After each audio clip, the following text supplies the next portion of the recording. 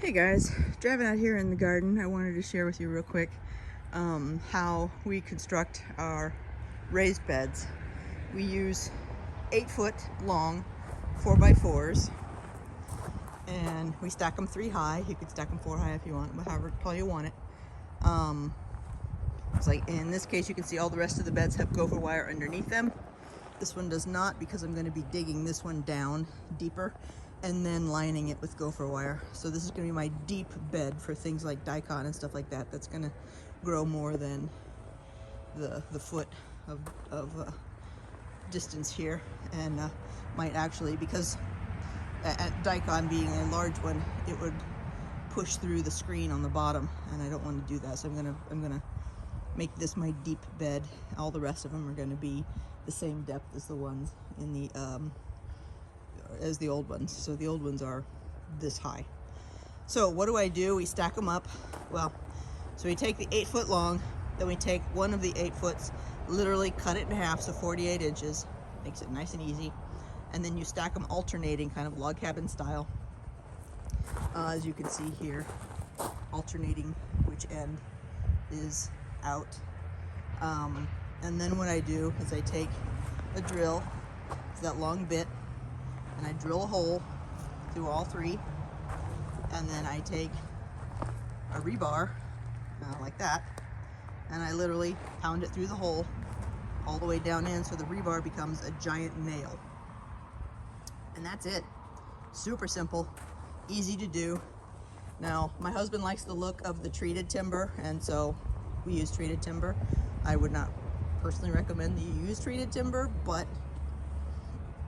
I personally have not had a problem with it at all. And it lasts nicely.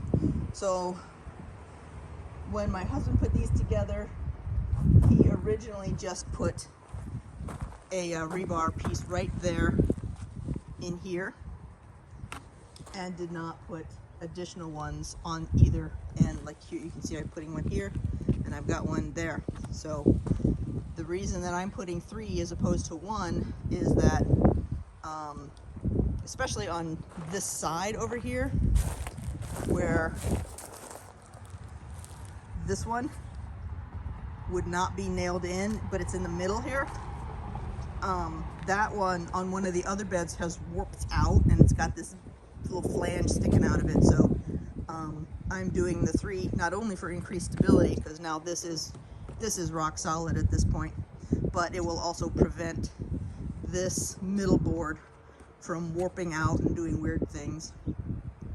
I'm going to put 1 in the center here, again for keeping from warping, and then there's going to be 2, maybe 3 down this long edge, again to protect against warping and also increase stability. So that is how we do it. I do 1 hole at a time. I have found that if you drill all the holes, do you see how here over here, that pounding in the rebar, see how this just bounced around? So if you drill all the holes and then you start pounding in the rebar, you're going to get this kind of stuff, and good luck lining up those holes across all 3 timbers in the long run. So once the rebar is done, then I'm going to take some silicone sealant and go along each of the junctures of each of the beams there to provide a watertight seal. Well, not watertight, but at least prevent it from leaking like a sieve. Water's obviously going to get absorbed by the wood, but then it's also going to be released by the wood. So that's fine, but I don't want it pouring through the cracks in the wood. So that is it. It is a very super simple build. We use 12-inch rebar.